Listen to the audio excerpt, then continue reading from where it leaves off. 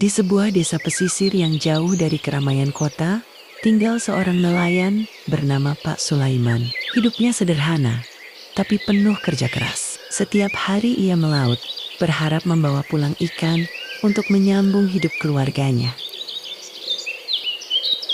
Namun akhir-akhir ini, hasil tangkapannya selalu nihil. Anehnya cuaca sangat bersahabat, dan langit seperti menyimpan rahasia. Sudah seharian ia mencari nafkah di laut. Sampai hari mulai gelap, ia tetap bertahan menunggu rezeki yang ia harapkan.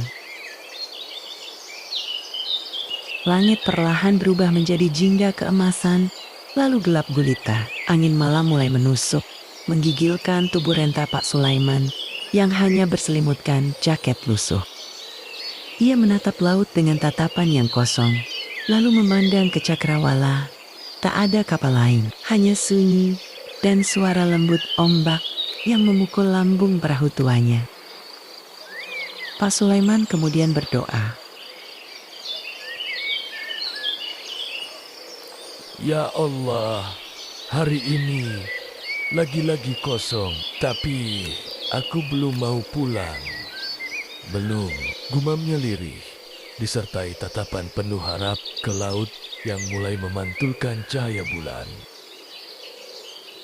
Tiba-tiba, dari kejauhan, tampak kilau aneh di permukaan air, seolah ada cahaya yang menari di antara riak gelap samudra.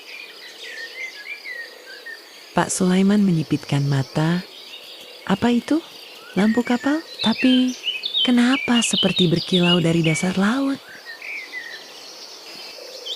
Ia berdiri perlahan, menjaga keseimbangan. Dalam diam, ia merasa ada yang memperhatikannya. Bukan manusia, bukan ikan, tapi sesuatu yang lebih tua dari laut itu sendiri. Dan dari kejauhan, angin membawa bisikan halus. Kau sabar, kau akan dibalas. Tapi ingat, jangan kau uji batasnya. Pak Sulaiman terdiam. Ia tak tahu dari mana suara itu datang. Tapi hatinya terasa hangat dan tenang.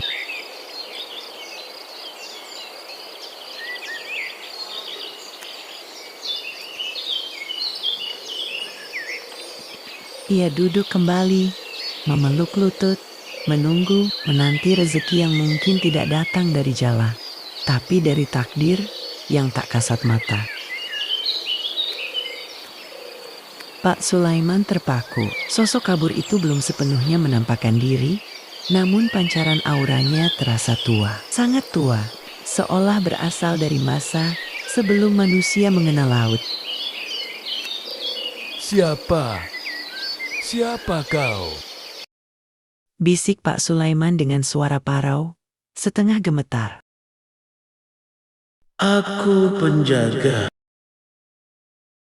Suara itu akhirnya terdengar, tapi tak keluar dari mulut, melainkan langsung ke dalam kepala Pak Sulaiman. Penjaga apa? Penjaga keseimbangan antara manusia dan lautan. Angin berhenti, langit menjadi hening, bahkan suara burung malam pun seolah lenyap dari semesta. Hanya mereka berdua, di tengah samudra, dalam keheningan yang menegangkan. Kau telah lama kupantau.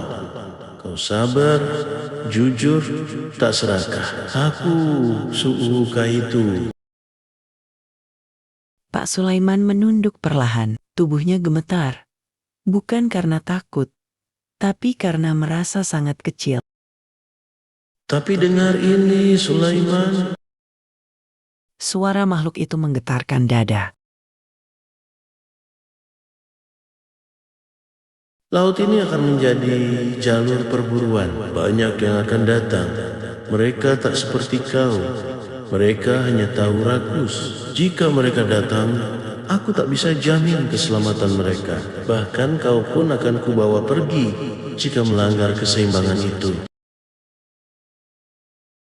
Seketika, kilau itu meredup. Sosok jin menghilang seperti asap tersapu angin. Hanya gelombang kecil yang tersisa di tempat ia muncul. Pak Sulaiman menatap kosong, lalu menengadah ke langit. Terima kasih, penjaga laut. Dan malam itu, saat ia menarik jalannya untuk pertama kalinya, setelah beberapa hari di laut, ia menangkap ikan besar, cukup untuk 2 minggu ke depan. Tapi, ia tahu ini bukan keberuntungan, ini peringatan.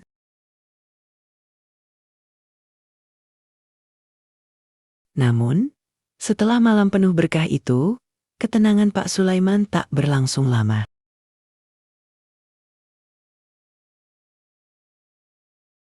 Beberapa hari kemudian, nelayan-nelayan lain mulai heran melihat hasil tangkapan Pak Sulaiman yang tiba-tiba melimpah. Padahal, mereka sendiri masih sering pulang dengan jaring kosong.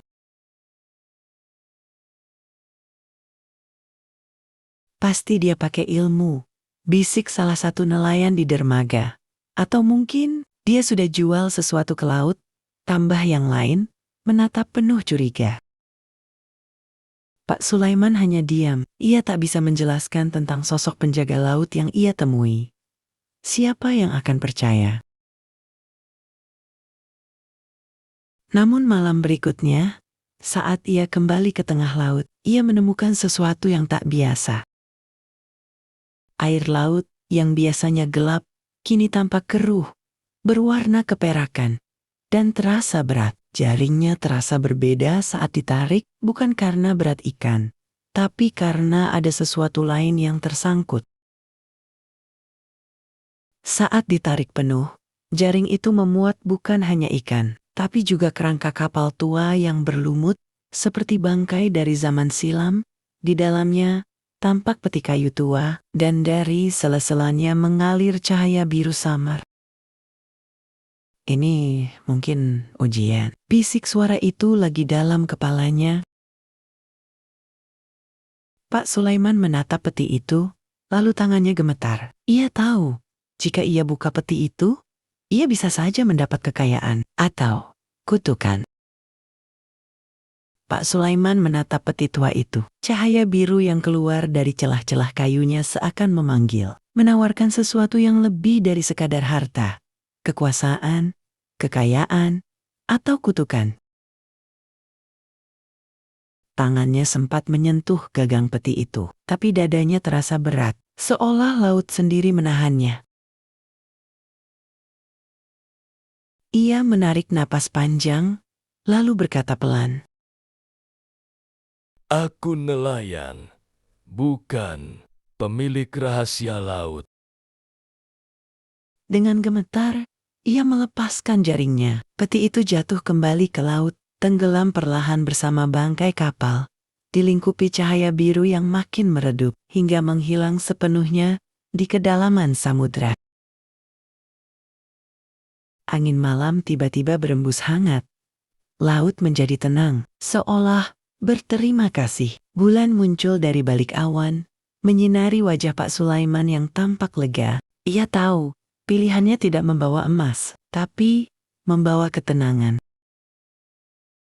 Dan sejak malam itu, laut tak lagi kejam padanya. Hasil tangkapan cukup, ombak bersahabat. Ia kembali menjadi nelayan biasa yang hidup dari berkah, bukan dari godaan. Pak Sulaiman, seorang pria tua berjenggot, mengenakan sarung dan baju lengan panjang, berdiri di ujung perahunya. Wajahnya terlihat lega dan sedikit tersenyum. Rambut dan bajunya ditiup angin malam yang lembut. Laut yang luas tampak tenang, nyaris tanpa ombak. Warna biru gelap menyelimuti horizon. Hidup bahagia jika dijalani dengan rasa syukur. Itulah kisah Pak Sulaiman. Nelayan sederhana yang diberi ujian bukan dari manusia, tapi dari laut itu sendiri. Sebuah pengingat bahwa rezeki tidak selalu datang dari kekuatan, tapi dari hati yang bersih dan niat yang tulus. Kalau kamu suka cerita ini, jangan lupa untuk like, share, dan subscribe ya, supaya kamu gak ketinggalan kisah-kisah menarik lainnya. Dari laut, legenda, dan dunia tak kasat mata.